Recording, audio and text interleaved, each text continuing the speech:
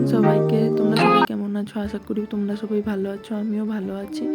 সকাল সকাল পুজো দিয়ে চলে এসেছি, কারণ আজকে নীলের বার করেছিলাম। আমার ছোট বোন বাঁকে করে জল আনতে গিয়েছিল, তাই তারা আসছে, দেখতে গেলাম।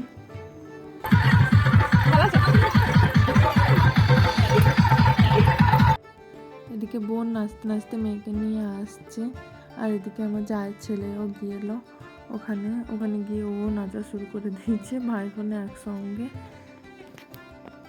তোমরা দেখো শুধু মেয়ের কাণ্ডখানা কেমন।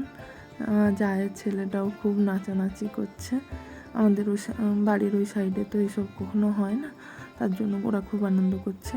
আর এদিকে পাড়ার একজন কাকু সম্পর্কে ও আমার মেয়েকে ভঙ্গি দেখাচ্ছিল।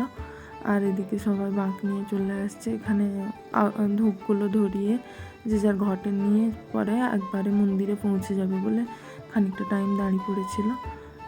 মেয়ে আমার বায়না ধরছে যে মাম্মা আমি মিমির সঙ্গে যাব, তো মাসিকে ও মিমি বলে ডাকে।